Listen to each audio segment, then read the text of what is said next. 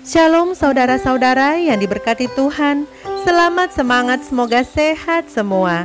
Di pagi hari yang penuh dengan berkat ini, kembali lagi kita bersyukur dan memuji Tuhan melalui doa dan firman-Nya, karena anugerah kasih-Nya yang tak berkesudahan di dalam hidup kita.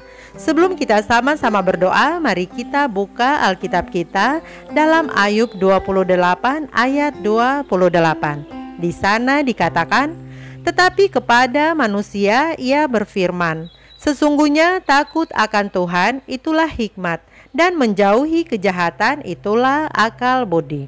Saudara-saudaraku, Ayub melukiskan bahwa manusia itu berharga di hadapan Allah. Untuk itu Allah mengaruniakan kepintaran kepada manusia untuk mencari lokasi sumber alam seperti emas, perak, besi, dan tembaga. Bahkan Ayub memperlihatkan kepiawaian manusia yang jauh melampaui kehebatan burung dan binatang terkuat sekalipun. Ayub menegaskan bahwa keahlian manusia nyata dan patut dihormati karena manusia memiliki hikmat. Akan tetapi tidak seperti lokasi sumber alam yang seperti manusia ketahui. Lokasi hikmat tidak akan bisa ditemukan oleh manusia. Untuk itu, di ayat 12-13 dan 20-21 dari Ayub pasal 28, Ayub bertanya, di mana hikmat dapat diperoleh? Di mana tempat akal budi? Jelaslah bahwa cara memperoleh hikmat berbeda dengan upaya menggali kepintaran. Allah memberikan kepintaran kepada manusia untuk dipergunakan mencukupi diri sendiri dan mengolah alam. Namun hikmat tidak bisa didapatkan melalui berbagai keahlian tersebut. Hikmat tidak dapat dibeli atau diperoleh di sembarang tempat. Dan Ayub mengungkapkan bahwa dirinya memperoleh hikmat yang dicari-cari itu. Bagi Ayub, hikmat yang diperolehnya justru melalui penderitaan yang dialaminya. Mengapa?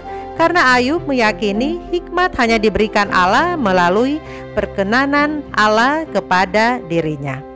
Saudara-saudaraku, di zaman berteknologi mutakhir sekarang ini, kita bisa menjumpai banyak orang yang memiliki kepintaran, namun mereka belum tentu berhikmat. Perlu kita bedakan dua jenis hikmat, yaitu hikmat yang bersumber dari dunia dan hikmat sejati yang berasal dari Allah. Jika kita ingin menemukan hikmat sejati, kita harus bertemu dengan Allah. Dan Ia datang menjumpai kita dengan kasih-Nya melalui Yesus Kristus. Memperoleh hikmat sejati dimulai dengan bertemu Yesus sebagai jalan masuk menuju hikmat sejati. Kehadirannya dalam hati akan menerangi hidup kita. Hikmat sejati berbeda dengan kepintaran. Milikilah hikmat yang sejati bersama dengan Yesus dan melewati tantangan, rintangan, pencobaan, dan penderitaan bersama dengan Yesus. Itu adalah sekolah untuk memurnikan hidup kita, menuntun kita menuju kepada hikmat sejati. Mari kita sama-sama tunduk kepala dan kita berdoa. Bapa kami yang bertahta di dalam kerajaan surga, Allah yang maha suci dan mulia, terima kasih Bapa untuk nafas hidup yang Engkau masih karuniakan bagi kami, sehingga kami masih bisa merasakan hari yang baru serta sukacita hari Sabat yang Engkau khususkan bagi kami.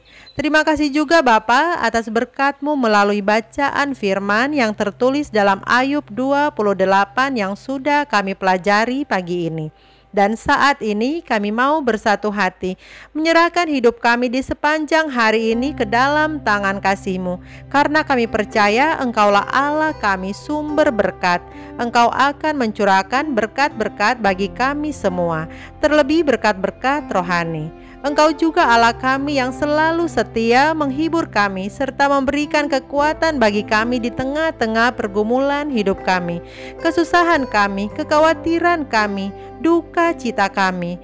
Begitu juga Engkau adalah Bapa yang selalu melingkupi kami, mengangkat kami ketika kami jatuh dalam berbagai-bagai pencobaan, dan memurnikan kami serta melayakkan kami sebagai anak-anak Allah.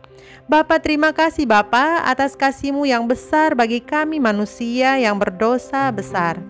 Bapa di surga, kami juga mau berdoa bagi semua keluarga hamba-hamba Tuhan yang setia di dalam pelayanan. Kami percaya Tuhan akan perlengkapi mereka dengan akal budi, kebijaksanaan, panjang sabar, kerendahan hati, ketulusan, kejujuran, serta kesehatan, semangat dan sukacita surga berlipat-lipat ganda. Dan bersama-sama dengan keluarga Tuhan akan menyertai dan memberkati serta memberikan kemenangan ketika mereka menghadapi berbagai pencobaan. Di antaranya keluarga pendeta Firaun Lekuna yang setia bersama ibu dalam pelayanan di daerah Nusa Tenggara Timur dengan tanggung jawab yang besar sebagai pimpinan. Bapa, berbicaralah melalui bacaan renungan pagi saat ini, karena kami sudah siap untuk mendengarkan. Terpujilah namamu Bapa, besarlah kuasamu di dalam nama yang indah, Yesus Kristus Tuhan dan Juru Selamat kami. Amin.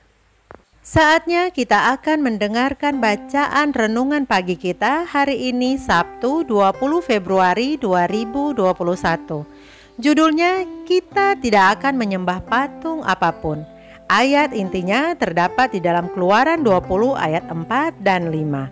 Jangan membuat bagimu patung yang menyerupai apapun yang ada di langit di atas, atau yang ada di bumi di bawah, atau yang ada di dalam air di bawah bumi. Jangan sujud menyembah kepadanya atau beribadah kepadanya. Saudara-saudara yang diberkati Tuhan, kali kita menuntut pengabdian kita yang tertinggi, kesetiaan kita yang terutama. Segala sesuatu yang cenderung mengurangi kasih kita terhadap Allah atau menghalangi perbaktian yang patut diberikan kepadanya, dengan demikian itu telah menjadi berhala. Bagi sebagian orang, tanahnya, rumahnya, dagangannya, itulah berhala-berhala. Perusahaan-perusahaan dijalankan dengan semangat dan tenaga, sedang perbaktian kepada Allah dijadikan pertimbangan yang nomor 2. Perbaktian keluarga dilalaikan, doa pribadi dilupakan.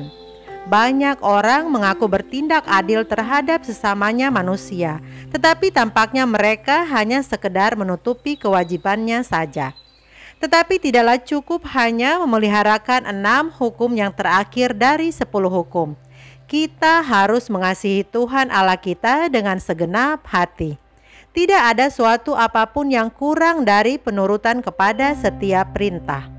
Dapat memenuhi segala tuntutan hukum ilahi itu. Banyak orang yang hatinya telah dikeraskan oleh kekayaan duniawi, sehingga mereka lupa kepada Allah dan lupa kepada segala keperluan sesamanya manusia. Orang-orang yang mengaku dirinya Kristen menghiasi dirinya dengan permata intan, kain-kain rendah, pakaian-pakaian yang mahal, sementara umat Tuhan yang miskin kekurangan segala keperluan hidup. Laki-laki dan perempuan yang menuntut penebusan oleh darah Juru Selamat akan memboroskan segala kekayaan yang dipercayakan kepada mereka untuk penyelamatan jiwa-jiwa yang lain.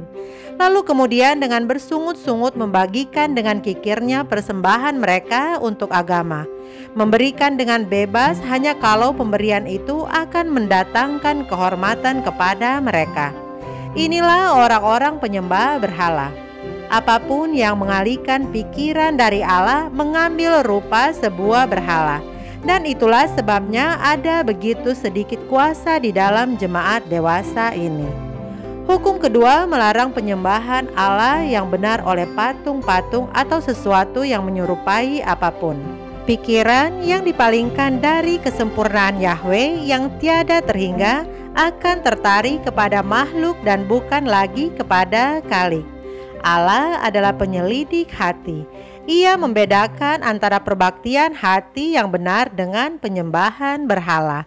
Demikianlah bacaan renungan pagi kita hari ini. Tuhan Yesus memberkati kita semua. Mari kita sama-sama tunduk kepala dan kita berdoa. Bapa yang baik, kembali kami bersyukur atas berkat-Mu yang selalu menjadi bagian kami. Kami diberkati melalui bacaan renungan pagi yang memberikan nasihat bagi kami, agar kami jangan mengeraskan hati oleh kekayaan duniawi, sehingga melupakan Allah yang harus disembah. Tolong kami Bapa, agar kami terhindar dari pemborosan berkat yang Engkau percayakan kepada kami dengan hal-hal yang mengambil perhatian besar hanya untuk memuaskan nafsu keduniawian kami. Bapa di surga, di sepanjang hari yang penuh dengan sukacita ini, kami percaya penyertaan-Mu akan menjadi bagian kami semua. Inilah seru doa kami Bapa, di dalam nama yang indah, Yesus Kristus Tuhan dan Juru Selamat kami. Amin.